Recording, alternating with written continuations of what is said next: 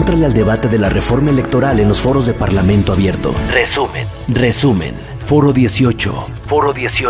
Mecanismos de democracia participativa. ¿Quiénes están hoy con nosotros y les agradecemos que nos acompañen?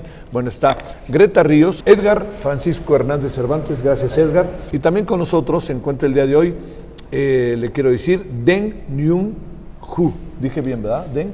Sí, bienvenido, Deng. Esta reforma no es una reforma sencilla, no es algo trivial lo que está proponiendo el presidente de México, y creo que es importante que le entremos con todo, ¿no? Creo que abrir el debate sobre el sistema político electoral es algo bueno, me parece que le doy la bienvenida completamente. Ahora, esta reforma en particular tiene puntos muy interesantes. Por ejemplo, platicaba el otro día con el diputado Hamlet Almaguer del grupo parlamentario Morena y le decía, oye, me parece muy interesante y muy innovador que nos permitan a los ciudadanos votar por nuestros consejeros electorales de manera directa, pero no por nuestros diputados, ¿no? Ahí me parece un poco extraño, ¿no? O sea, ¿cómo yo, ciudadano, voy a estar votando por el miembro de un tribunal electoral o del Consejo General del INE, pero no puedo votar por mi diputado que, digamos, por definición, es mi representante directo? Entonces,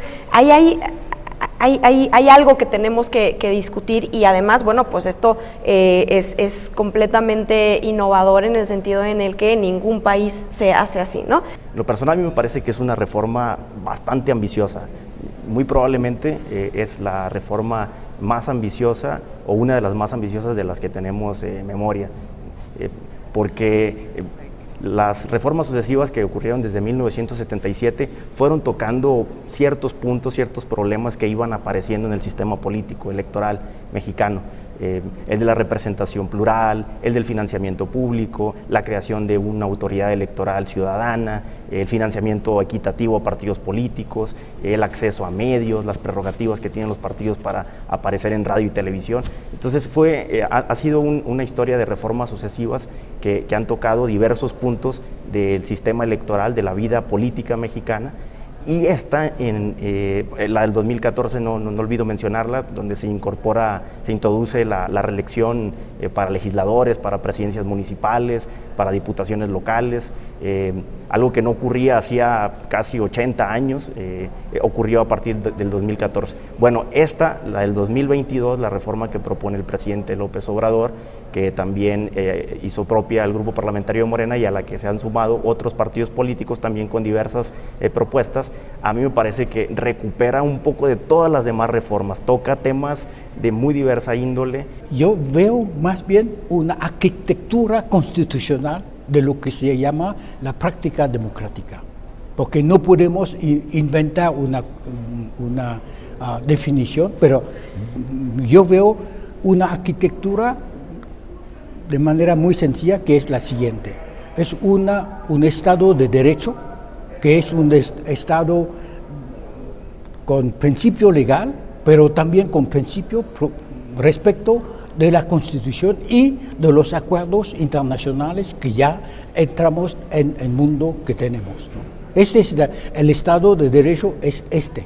Y luego tenemos otros elementos como el sufragio universal, que es la práctica de la elección, y yo conozco un poquito más elección. Yo diría, efectivamente, ¿por qué la elección me parece importante? Porque finalmente los ciudadanas que tienen que obedecer a la ley, tienen que participar a esa construcción, a su elaboración, y participar a través, finalmente, de la elección de sus representantes. Por eso que las elecciones me parece un aspecto fundamental de esta arquitectura constitucional y política. Y finalmente, yo diría, la segunda dificultad, paso rápidamente, sí. La segunda dificultad es la participación. Yo no veo ninguna democracia sin participación, que sea la participación a las elecciones, que sea la participación a yo diría, a las discusiones, como ejemplo, en caso de México, usted tiene la discusión sobre el presupuesto municipal, estatal, etcétera. Es una participación que no se puede imaginar una democracia sin esto. La democracia participativa le quita o le da poder a los partidos políticos. Yo creo que si está bien hecha le quita poder a los partidos políticos, porque justamente esa es la premisa, ¿no?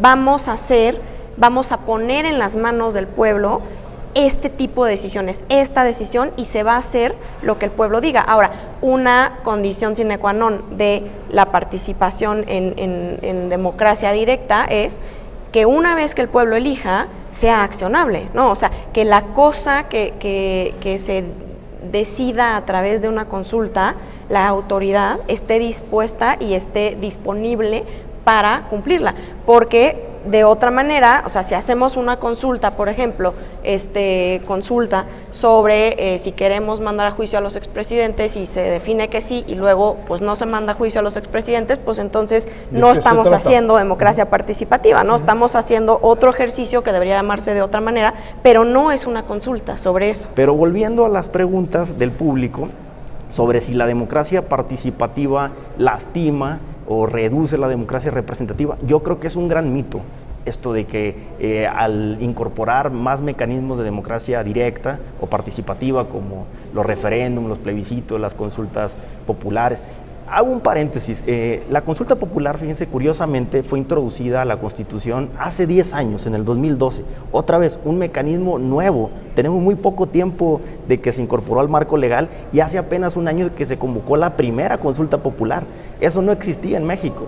En esa reforma del 2012, cabe señalar que además de la consulta popular se introdujeron las candidaturas independientes. Por primera vez pudimos votar, unos años después del 2012, en el 2015 específicamente, por candidatos independientes para todos los cargos de elección popular.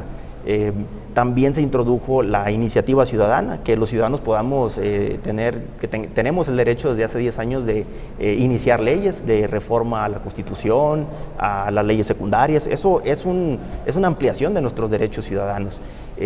Bueno, eso fue hace 10 años.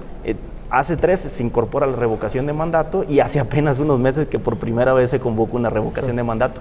No, de ninguna manera, al contrario, este tipo de ejercicios donde la democracia participativa es un salto de calidad que da la democracia, porque la democracia representativa, los mecanismos electorales para elegir a nuestros candidatos, solamente votamos por opciones para que esos candidatos se vuelvan gobernantes y en nuestra representación tomen decisiones, legislen, diseñen e implementen políticas públicas, pero la democracia representativa nos invita a que directamente la ciudadanía nos involucremos en la toma de decisiones, entremos a deliberar. Este ejercicio de Parlamento Abierto es un mecanismo de democracia participativa, porque estamos convocados, las ciudadanas, los ciudadanos interesados en este caso en temas electorales, a deliberar, a reflexionar, a discutir, a debatir sobre decisiones que en un futuro inmediato se van a tomar en esta Cámara, en este Congreso. Entonces, yo creo que se rompe ese mito, todo lo contrario, abona, fortalece a la democracia que se lleven a cabo este tipo de instrumentos. Los mecanismos de democracia directa son presentados como una forma de subrayar la crisis de la representación. Y en términos históricos, yo no conozco países que no tienen crisis de representación cuando nació la representación. En la monarquía no hay discusión sobre la representación. El rey representa el país, punto. Entonces, pero cuando en Francia cortaron la cabeza del rey, allí empezó la representación, porque no sabemos qué representa la región, la edad, la categoría social, etc. Y finalmente es una crítica vieja de los partidos políticos que a mí me parece, yo diría, discutible, porque los partidos políticos representan finalmente el pluralismo de la sociedad. A todos los niveles son intermediarios, ¿no? de la multiplicidad, de la diversidad de nuestra sociedad. Entonces son útiles y todos los mecanismos que buscamos son para reforzar esta representación y no para reemplazarla. Este es en primer punto. Por eso el referéndum es un momento importantísimo de la vida de la práctica democrática. Por una razón, es que necesitamos siempre una forma de buscar el interés colectivo. El interés colectivo es la unanimidad. Y sabemos que la mayoría que sale de una elección es siempre una mayoría coyuntural, depende de la situación, depende de los intereses, hay una mayoría. Pero cuando se exprime la mayoría del referéndum, usted puede considerarlo, es siempre la unanimidad.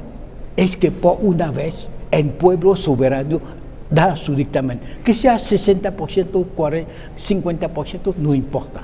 Importante es que el concepto de referéndum refleja la soberanía de la población. La discusión sobre este tema me parece importante para insistir sobre el carácter, yo diría, solemne del referéndum, que no se puede abusarlo, porque el pueblo soberanía no se puede movilizarlo La democracia participativa y la democracia directa en ese sentido nos genera muy buenas oportunidades porque uno nos rompe esta idea de mi participación se limita a votar en las elecciones presidenciales, ¿no? Me están convocando a participar en otra cosa y eso puede ser una idea bien novedosa, ¿no? O sea, las personas, por ejemplo, en mi organización trabajamos mucho con presupuesto participativo, que es una figura que tenemos aquí en Ciudad de México, y cuando les decimos, por ejemplo, a los niños que ellos pueden proponer proyectos al presupuesto participativo, van de uno no te creo a wow, estoy extático, quiero participar, ¿no? Entonces, cuando tú abres más posibilidades de participación para la ciudadanía, pues creo que vamos construyendo una cultura democrática más sólida. Creo que mientras más acostumbrados estemos a participar, pues será más fácil participar, será mucho más natural y mucho menos la decisión entre ver el fútbol e ir a la casilla, ¿no? Entonces, en ese sentido, creo que los mecanismos de democracia directa y participativa nos dan una muy buena opción para ir construyendo mejores ciudadanos. No lo vamos a cambiar de un día para otro y definitivamente no es un problema que solamente exista en México, ¿no? México acaba de tener en el 18 la elección con mayor participación en muchísimo tiempo y tenemos un candidato que ganó de una manera avasalladora, ¿no? Eso es una señal de algo, o sea, es la ciudadanía diciéndote, aquí estamos y sí queremos cambiar y sí queremos un país que tenga un proyecto de nación diferente. Entonces, ¿cómo canalizas eso? Es la pregunta. Creo que sí tendríamos que estar hablando, por ejemplo, a nivel nacional, de tener mecanismos que permitan pues una participación a lo mejor diferente, ¿no? O sea, como en un presupuesto participativo, en una consulta, en una iniciativa ciudadana. Yo retomo lo que mencionó al principio de la educación. En nuestro país, lamentablemente, los planes y programas de estudios de la educación básica y de la media superior y superior en los últimos años no tenían su fortaleza en los temas cívicos, en la educación cívica, en el civismo. Existe una reforma al marco curricular común de la educación media superior y también de la básica. Hay un plan que se llama 023 que busca inculcar desde primaria, secundaria, prepa, hasta los 23 años, los valores cívicos. Tal vez por ahí hay un área de oportunidad. Es que hablamos de participación y cómo vamos a calcular, a medir la participación. Este es un tema, yo diría, que encontré en todos los lados. Si usted aún tiene una participación electoral de 5%, no vale la confianza, no vale. Pero si usted tiene una participación de 95%, tampoco no vale. Yo, trabajando sobre Irak, ¿sabe cuántas personas votan en una casilla en Irak bajo el tiempo de Saddam Hussein, en el año 2000? ¿Cuántas personas? 15,000 personas. En México son 750 por casilla. ¿Por qué? Porque no necesitan nada. La policía que está afuera conoce todo el mundo. Entonces entra, vota y se va. Entonces en 20 segundos ya, pase. Entonces me dijeron, sabemos votar, pero no sabemos elegir. Tiene razón Greta. Hay ahora muchas formas de participación ciudadana a los asuntos públicos que tenemos que recordarlo también. La discusión sobre el medio ambiente, ahora los jóvenes discuten muchísimo. La discusión sobre las decisiones, por ejemplo, de las municipalidades. La gente se moviliza, utiliza su red social para participar. Estas son participaciones. No se puede limitar, efectivamente tiene razón, a la participación electoral, porque sabemos una cosa, y termino así, el pueblo electoral no es el pueblo total. El pueblo electoral puede ser diferente y cambia. El pueblo fundamental, que es el pueblo de todos, y el pueblo de los principios, de las reglas de leyes. Y este pueblo también es muy activo y tenemos que reconocer también su presencia en la participación a la vida pública. Cámara de Diputados, Legislatura de la Paridad, la Inclusión y la Diversidad.